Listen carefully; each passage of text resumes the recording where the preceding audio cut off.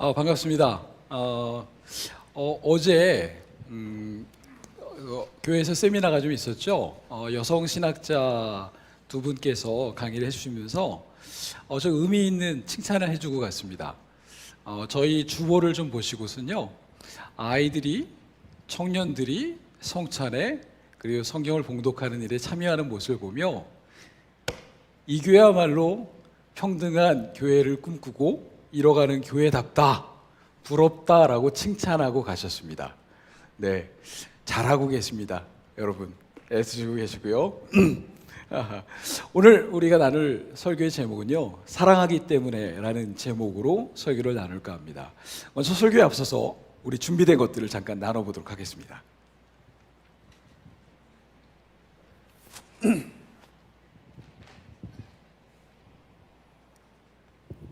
지금으로부터 수백 년 전 에스파냐 라만차 지방의 시골 마을에 한 귀족이 살고 있었습니다. 그는 50살이 다 된 깡마른 체구로 가정부와 조카딸 그리고 농사일을 거두는 하인과 함께 살고 있었습니다. 그리고 그에겐 칼과 창, 낡은 방패, 앙상한 말 한 마리가 있었습니다.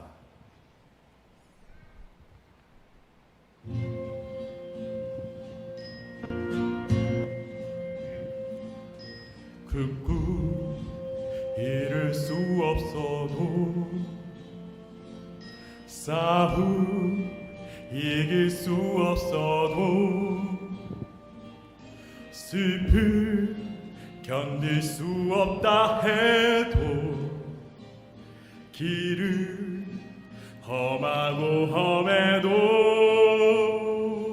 정의를 위해 싸우리라. 사랑을 믿고 따르리라. 잡을 수 없는 별일지라도 힘껏 발을 뻗으리라. 이게 나의 가는 길이요, 희망조차 없고 또 멀지라도 멈추지 않고 돌아보지 않고 오직 나에게 주어진 이 길을 따르리라. 내가 영광의 이 길을 진실로 따라가며 나를 떨쳐놔도 평화롭게 되리.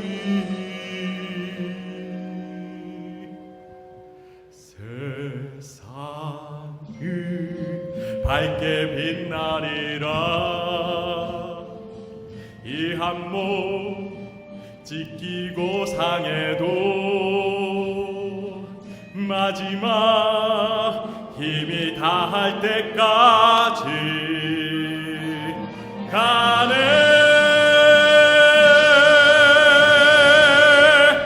저 별을 향하여.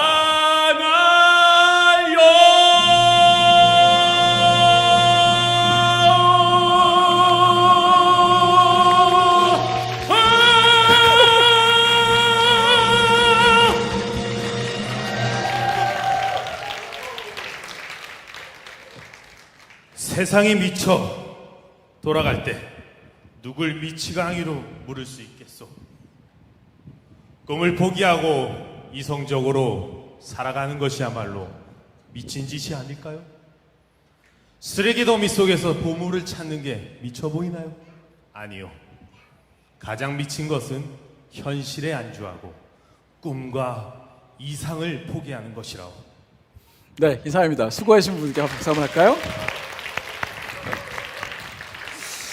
네, 방금 보셨던 것은 돈키호테라고 우리가 알려져 있는 소설이기도 하고요, 라만차의 기사로 Man of 라만차라는 뮤지컬로 우리가 알려져 있는 그런 대사들과 노래입니다.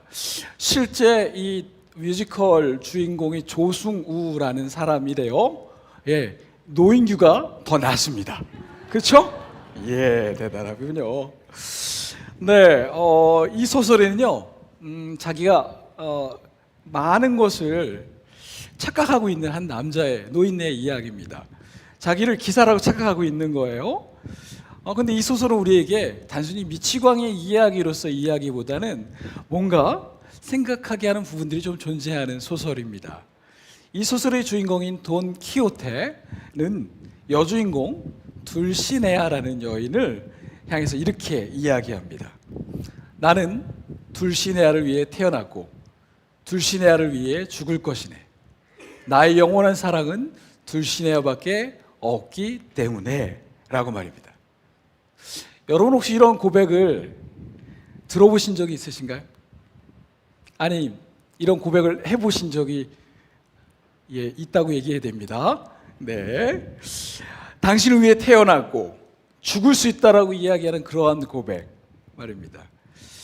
사실 소설에서 그녀는 그저 시골 여관에서 일하는 보잘것없는 어린 하녀입니다. 둘시네아도 그녀 스스로 자신이 그렇게 사랑받을 존재라는 얘기를 하지 않습니다. 주변의 사람들도 마찬가지로 둘시네아는 그렇게 사랑받을 존재는 아닌데? 라고 객관적으로 이야기합니다. 그런데 이 돈 키호테에게만은 둘시네아는 이 세상에서 가장 소중하고 아름다운 그러한 공주로 보여지고 있습니다. 자신을 그렇게 봐주는 돈 키호테에게 둘시네아는 좀 부담스러운 듯이 이렇게 이야기해요. 나는 공주가 아니에요. 그냥 보잘것없는 한 여인이에요 라고 말입니다. 그러자 돈 키호테는 그 여인에게 이렇게 대답합니다. 둘시네아 공자님, 당신이 왕관이 없다고 해서 당신이 공주가 아닌 게 아닙니다. 그것은 제가 칼이 없다고 해서 기사가 아니라는 것이 아닌 것처럼 말이죠 라고요. 이러한 이야기들을 들은 둘시네아는 부담스럽기 그지없습니다. 그렇지만 마음 한켠에요, 이런 이야기를 해주는 그가 아주 싫지만은 않다라고 소설은 조금씩 그녀의 마음이 열려가는 과정들을 이야기합니다. 이제 뜬금없이 본문으로 한번 들어가 볼까요? 오늘의 본문은 배경이 이러합니다.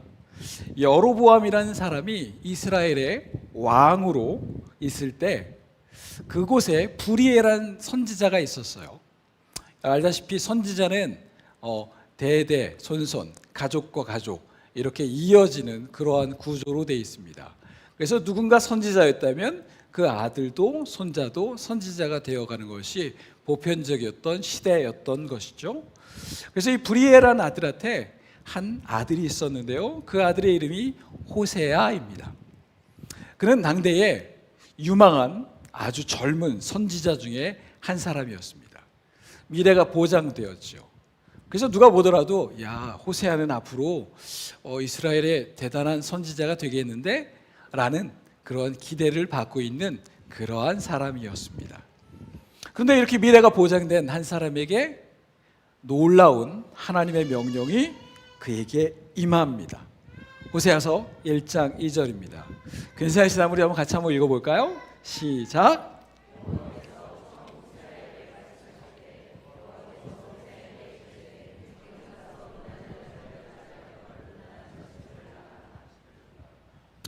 잘못 읽으신 것 아닐까 혹시 착각은 안 드시나요?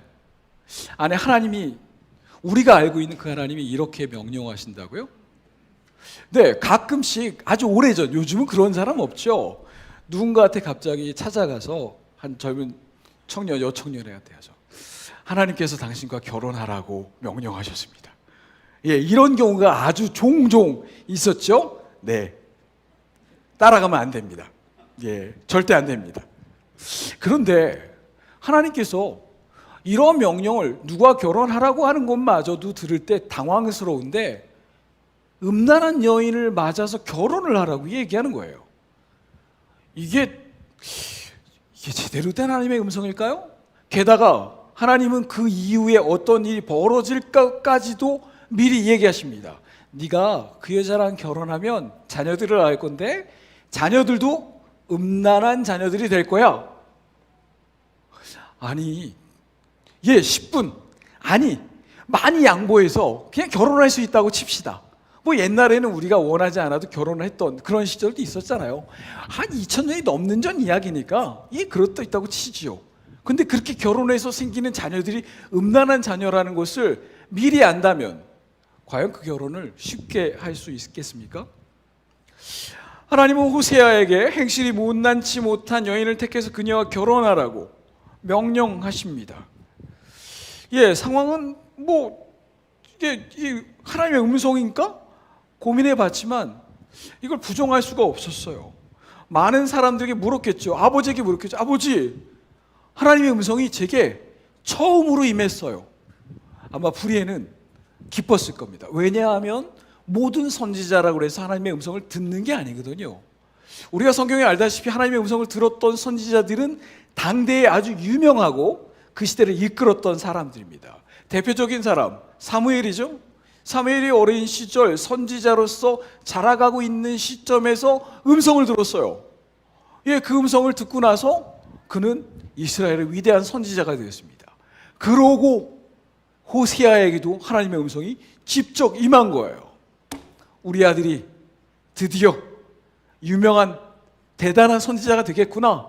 그래, 하나님이 뭐라고 얘기하셨는데? 모르는데 이 이야기를 아버지에게 전달하는 겁니다. 잘못 들었겠지. 다른 사람이 이야기한 거 아닐까? 혹시 다른 천사가 아니면 사단이 너를 시험하기 위해서 얘기한 것 아닐까?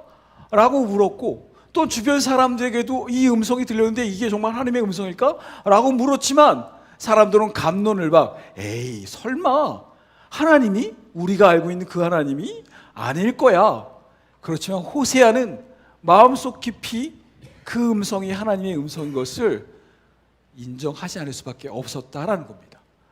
그래서 그는 어쩔 수 없이 그것이 싫고 너무 괴롭고 힘들었지만 그녀에게 다가갑니다.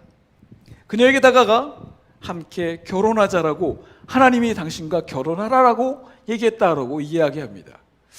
그 이야기를 두고 따라온 그분도 참 대단하시죠? 이분이 누구냐면 디블라임의 딸 고멜이라는 분입니다. 이분 굉장히 자유방탕한 분이에요. 나는 내가 제일 잘 나가 하면서 엄청나게 사람들을 속에서 음란하게 방탕하게 살았던 여인이에요. 자유로운 여인인데 갑자기 선지자가, 갑자기 성실하게 일하는 아주 경건한 목사가 술집에서 가갖고 나랑 결혼합시다 라고 얘기하면 서로가 당황스러운 것과 비슷한 거죠. 서로 당황스러울 겁니다. 그럼에도 불구하고 이들은 결혼에 성공했고, 그래서 함께 살아가며 아들을, 딸을 낳으며 이제 그 삶을 살아가게 되는 겁니다. 상황은 보지 않아도 그 이후의 과정을 우리가 예측할 수 있습니다. 고멜은 호세아와 결혼을 했지만 그 방탕한 태도가 쉽게 바뀌지 않았습니다. 왜냐하면 사람은 그렇게 쉽게 바뀌지 않거든요.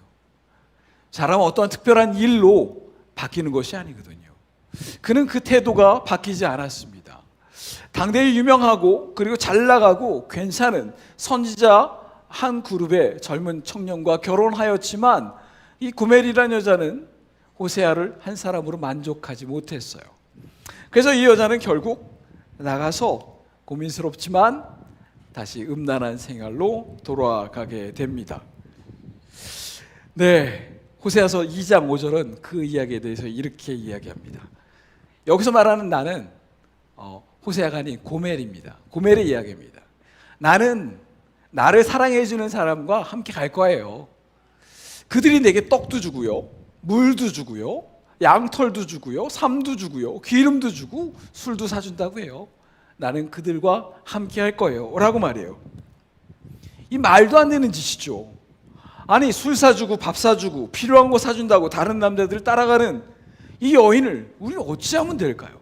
아니, 그리고 또 이 이야기가 통속소설도 아니고 성경에 나와 있는 오늘 우리에게 하나님의 메시지입니다 라고 이야기하는 그러한 내용으로 이렇게 다가왔다라는 것입니다. 이러한 삶을 살아가는 이스라엘 이 고멜이라는 여인에 대해서는요, 이스라엘 율법에 따르면 충분한 이혼 사유가 되었습니다.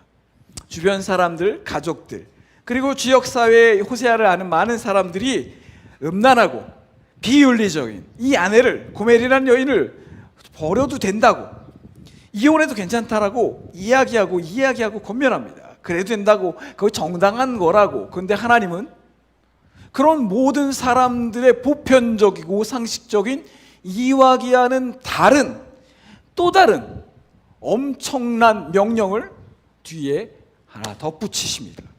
호세아서 3장 1절과 3절, 오늘 본문에 해당되어지는 이야기입니다.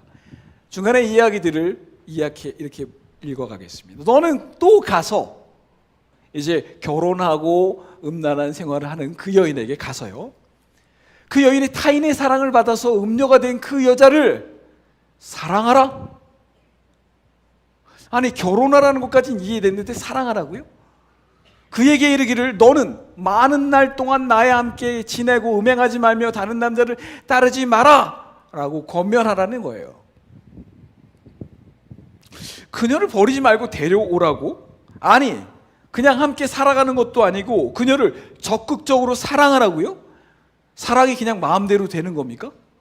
예, 결혼은 그냥 어떻게 될 수 있다고 해도 사랑하는 게 이렇게 마음대로 되나요?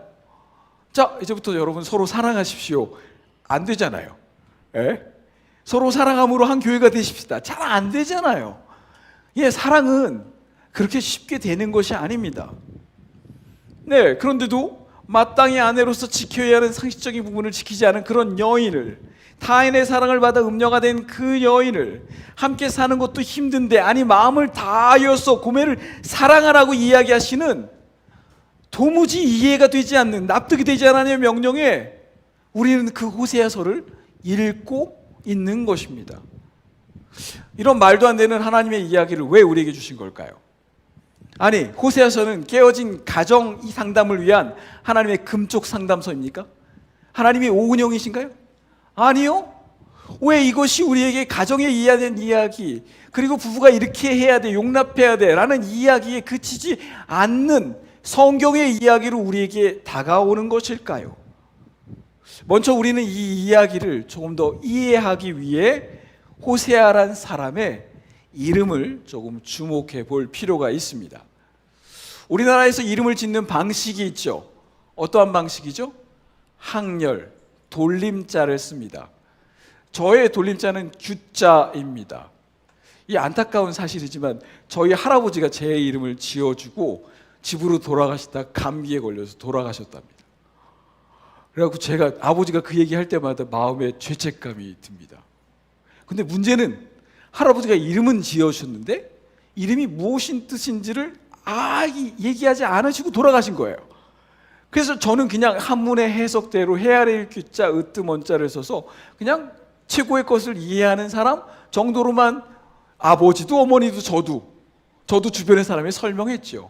그런데 그로부터 30년이 지난 후 한 대만의 친구가 저의 이름의 한자 표기를 보더니, 야, 너 이름 희한하다. 우리나라 문화에 있는 이름인데 어떻게 그런 이름이 네 이름이 됐지? 그래서 제가 설명했죠. 우리 할아버지께서 한학자셨는데 내게 이런 이름을 지어주시고 돌아가셔서 그 의미를 모른 채 30년을 유리하며 방황하며 살았어. 내 이름의 뜻이 무엇이야? 라고 물었죠. 그랬더니 그 친구가 얘기해 주는 거예요. 아주 오래전 중국에서 장원급제를 한 사람을 일컬어 규원했다라고 이야기했대요. 즉 장원급제한 사람을 일컫는 고대 중국에서의 단어였는데 할아버지가 이름만 져주시고 설명을 못하신 거지요. 그래서 저의 이름은 장원급제입니다. 예, 이런 것처럼 이스라엘에도 자기의 이름을 짓는 방식이 있었어요. 그 방식은 이러한 것이에요. 아버지의 이름을 따서 아들의 이름을, 아니면 할아버지의 이름을 따서 아들의 이름을, 아니면 그 위에 선조의 이름을 따서 자녀의 이름을 짓는 방식입니다. 그러다 보니 성경에는 동일한 이름이 동서, 시대를 막론하고 계속 나오는 거예요. 우리가 그래서 성경 읽을 때 난처한 거예요. 아니, 오래전 있었던 그 인물이 수백 년이 흘러온 지름에도 있는 거예요. 이 사람은 몇백 년을 살았나? 아니, 갑자기 위쪽 지역에 있던 동일한 인물이 아래쪽에 또 등장하는 거예요. 이 사람이 홍길동인가? 왔다 갔다? 사실은 동일한 인물이 아닌 동일한 이름을 갖고 있는 사람인 겁니다. 존경하는 우리의 선배, 선조, 아버지의 삶을 나의 자녀가 그렇게 살기를 바라는 마음으로 이름을 짓는 게 이스라엘의 풍습이었죠. 그런데 우리가 알다시피 동일한 이름이 너무 많다 보니까 그들도 헷갈리는 거예요. 야, 아브라함아 불렀는데 아버지하고 아들이 네 하고 같이 달려오는 거예요. 이게 난처하잖아요. 그들도 이러한 난처함을 알았습니다. 그래서 이들이 생각해낸 변수가 있었는데요. 동일한 이름을 짓 때 어떻게 짓느냐? 모음은 남겨놓고 자음만 바꿔서 부르는 겁니다. 그러니까 호세아, 히읗, 시읒, 이응, 이것에 다른 자음을 붙여서 이름을 부르는 거죠. 이러한 방식으로 이름을 지어서 살아가게 되는데요. 이 호세아와 아주 똑같은 이름을 갖고 있는 성경의 중요한 인물들이 몇 사람 등장합니다. 그 중에 첫 사람 우리가 소개하죠. 그의 이름은 여호수아입니다. 이 여호수아는 알다시피 모세와는 다른 강력한 카리스마를 갖고 있는 모세의 리더십을 다음으로 이은 사람이었어요. 모세는 이집트에서 나와서 40년 동안 되게 척박한 광야를 사는 동안 사람들을 인도해야 됐던 사람입니다. 그래서 단순한 리더십으로 아마 그들이 이끄는 게 어려웠던 것 같아요. 그러다 보니 하나님께서 특별하게 모세에게는 많은 기적들을 보여주셨어요. 일단 지팡이 드니까 바다가 갈라졌죠. 바위를 치니까 바위에서 물이 나오죠. 여러 가지 일들을. 그리고 자고 일어나면 하늘에서 만나도 떨어져 있고 고기 메추라기도 떨어져 있는 거예요. 근데 이러한 일들이 바라보고 때로는 이가 산에 올라갔다 내려왔더니 얼굴에서 반짝반짝 광채가 나요. 너무 놀라운 거예요. 그러다 보니 모세의 이야기를 들을 때 단순히 모세의 리더십뿐만 아니라 하나님의 위대하신 모습이 같이 투영돼서 보이는 거예요. 그러니까 강력한 모세가 이야기하면 이스라엘 백성들이 쉽게 거절하기 어려웠다라고 합니다. 그러한 강력한 리더십이 있었으니까 그 척박한 40년 동안 그들이 모세의 리더십을 따랐던 것이죠. 근데 이제 하나님께서 다음 세대를 여시기 위해 모세를 느보산까지라고 종결점을 찍습니다.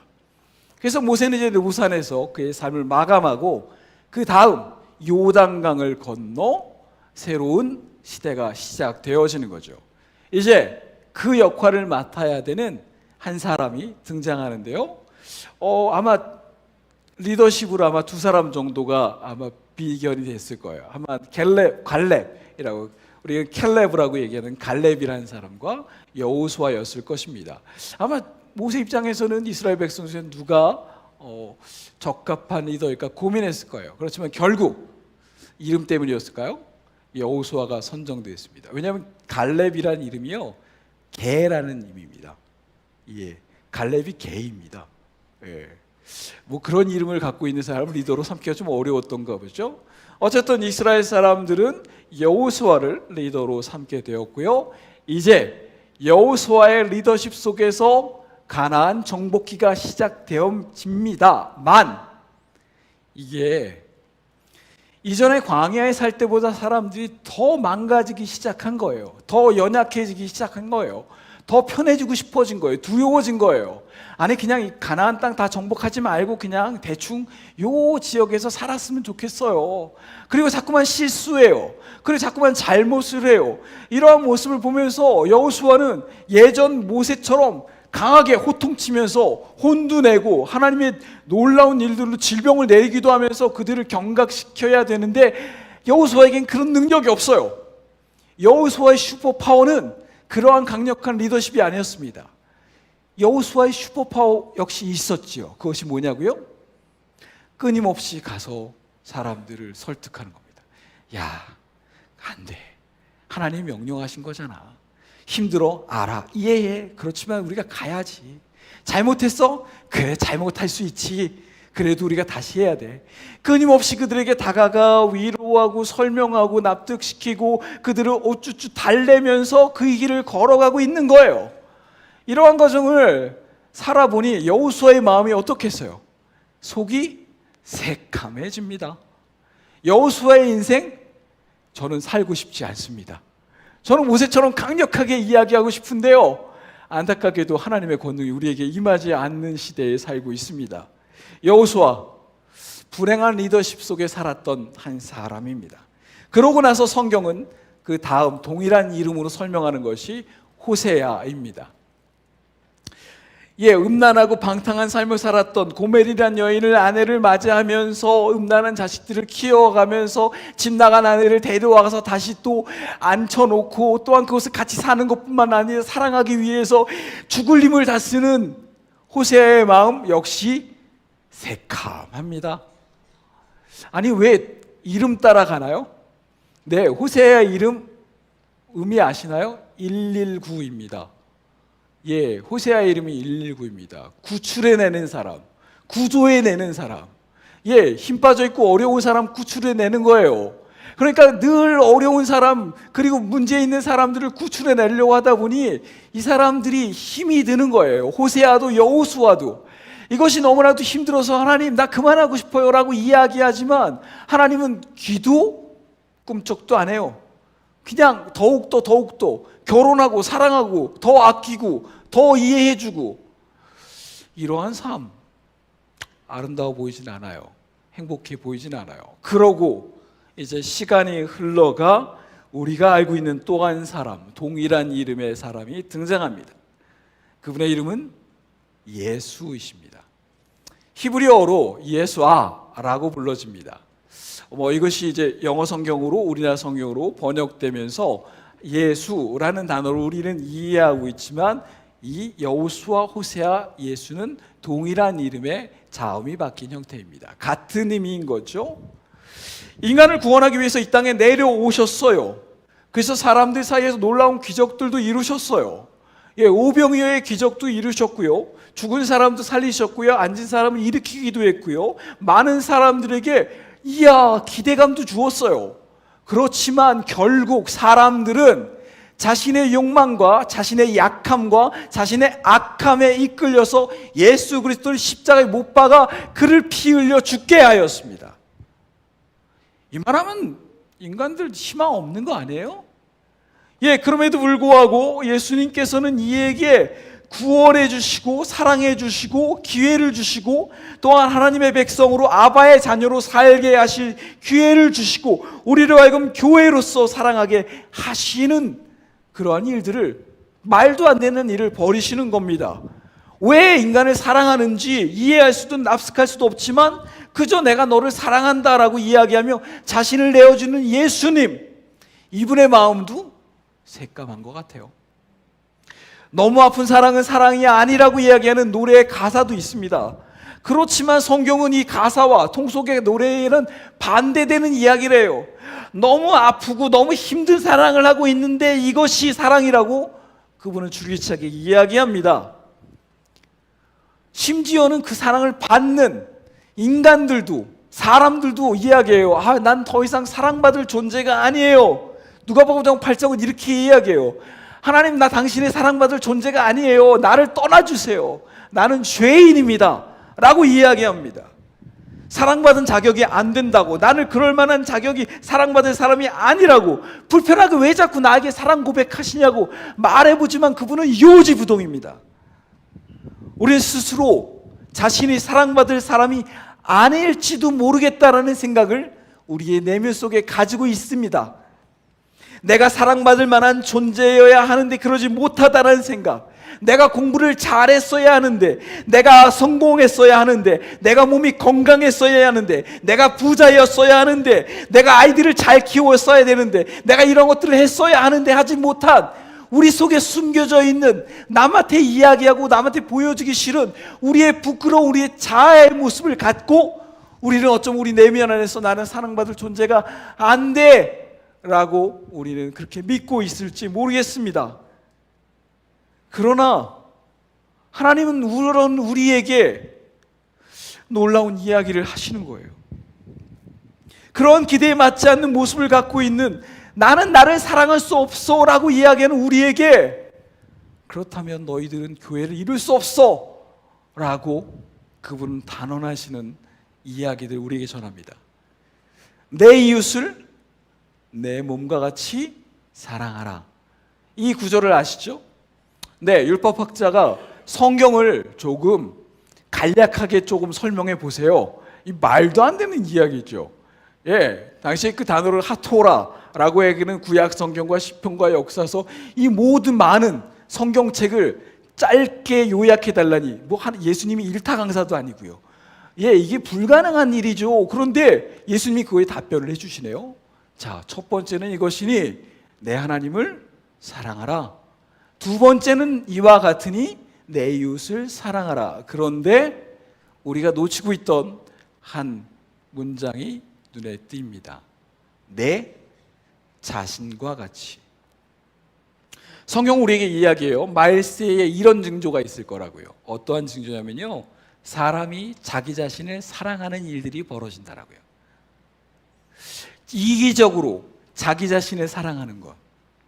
오늘 예수께서 우리에게 얘기하시는 말세에 나타나는 이기적인 사랑과는 조금 다른, 결이 다른 것입니다. 무엇이냐면요, 우리는 그러한 사랑받을 존재가 되지 못하지요. 그럼에도 불구하고 우리의 시선, 우리의 착각, 우리의 욕망에 따라서 우리를 사랑하거나 사랑받을 존재라고 평가하는 그러한 시선에서 벗어나서 하나님의 시선으로 우리를 보라고 하는 것입니다.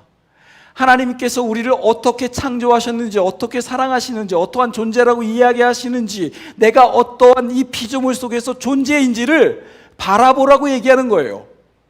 하나님께서 우리란 존재를 얼마나 값어치 있게 여기셨냐면요, 그분의 아들을 이 땅에 인카네이션, 성육신시켜서 우리를 대신하여 이분을 죽임당하게 하기까지 우리를 값진 존재라고 여기셨다라는 겁니다. 우리는 이해되지 않지만 하나님의 시선 속에서 우리를 소중하게 여긴다면 그 하나님의 시선대로 나는 소중한 존재이구나, 나는 사랑받을 존재이구나 라는 것을 아는 것입니다. 이 땅의 모든 신은요, 독재자입니다. 그래서 우리 모든 시선들을 우리에게 두지 말고 그분에게, 신에게 두라고 이야기합니다. 그러나 이 땅의 거짓 신들은 우리의 시선을 모아 그 신 자체에게 집중하지만, 하나님은 그분의 시선 속에 비춰져 있는 그분의 사랑 어린 눈길을 우리의 시선을 통해 보여주시는 거예요. 우리가 그분의 눈을 집중했더니 그분의 눈에, 초롱초롱한 눈에 비춰지는 것이 이 땅의 사람들이라는 겁니다.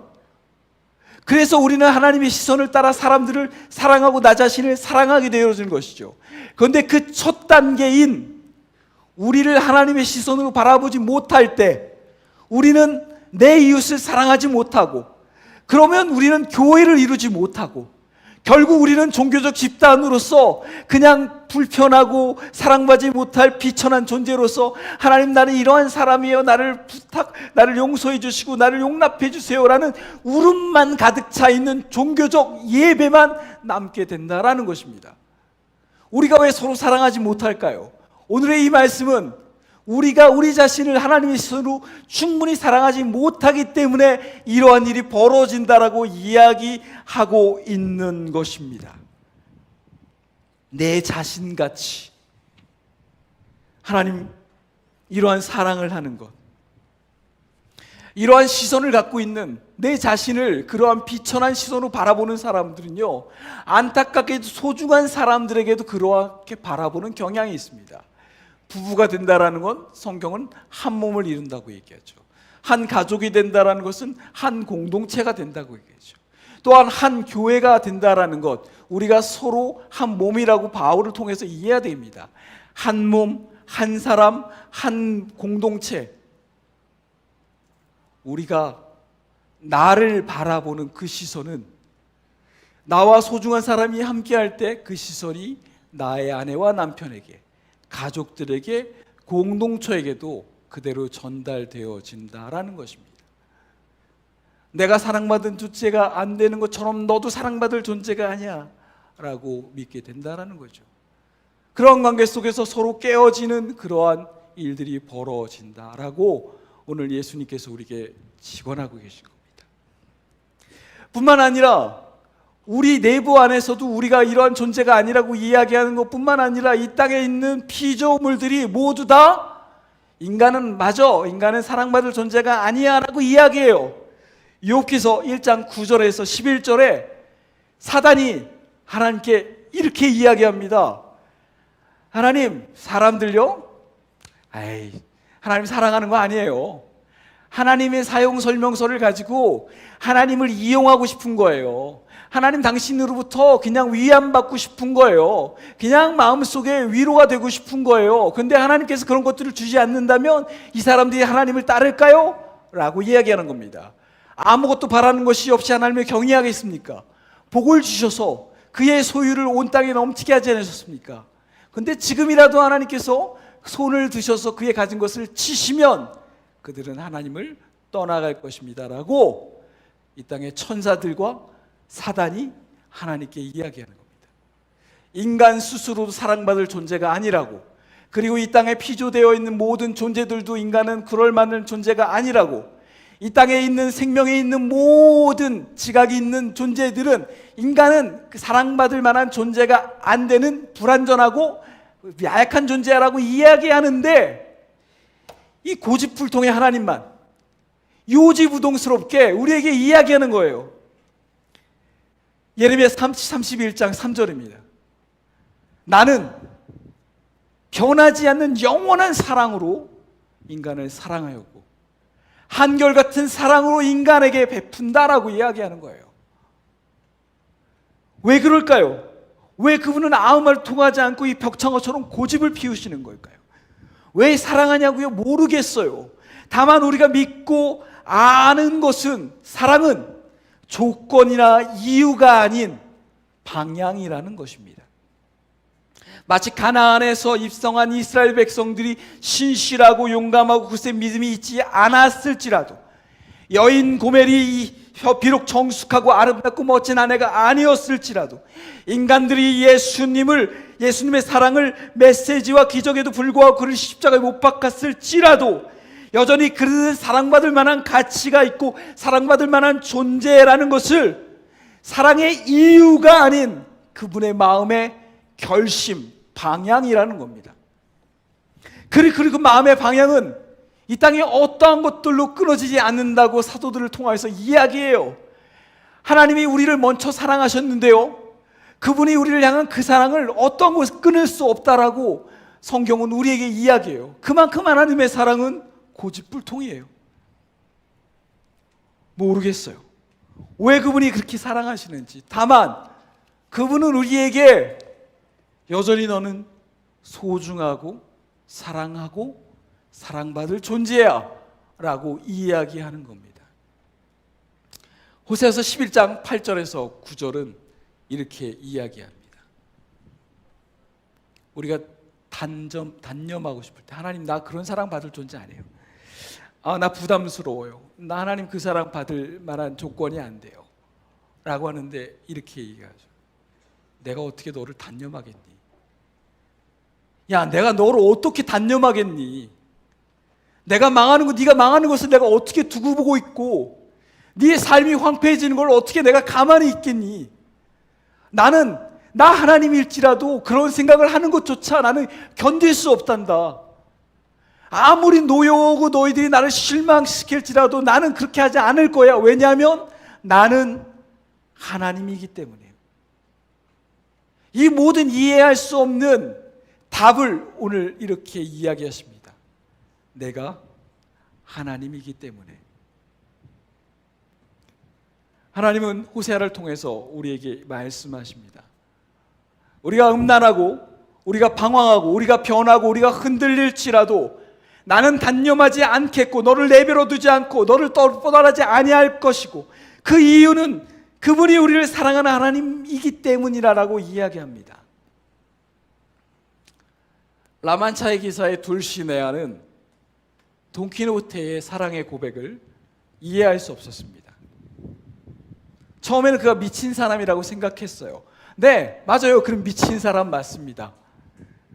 그러나 둘시네아가 인생의 어려움을 겪고 고난을 당하게 됐을 때 그 순간 그녀의 머릿속에 떠오르는 한 사람이 있었어요. 그는 돈키호테였습니다. 둘시네아는 그제서야 그의 사랑을 깨닫게 되었고 그에게로 가서 그의 사랑을 받아들입니다. 고집스럽게 더 이상 그 하나님의 사랑에서 자기를 외면시키지 마십시오. 우리가 이해하지 못하고 우리가 인정하지 못할지라도 우리의 인식과 우리의 생각과 상관없이 그분은 지금도 우리에게 호세아를 통하여서 내가 너희를 사랑하고 있는데 라고 이야기하십니다. 이해합니다. 거울 속에 비친 우리의 모습이 비루하게 보일 수 있겠죠.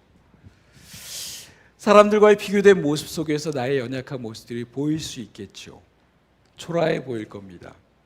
사랑받을 조건이 안 된다고 생각할 겁니다. 그러나 기억하십시오. 우리보다 크시고 우리보다 놀라우신 그분이 우리를 사랑한다라고 이야기하십니다. 같이 기도하겠습니다. 이 시간 우리 같이 좀 기도했으면 좋겠습니다. 하나님이 우리를 먼저 사랑하셨답니다. 그리고 또한 그 고백을 계속합니다. 그렇다면 우리 이 시간 우리의 마음속의 소리로 그분에게 응답해 보는 건 어떨까요?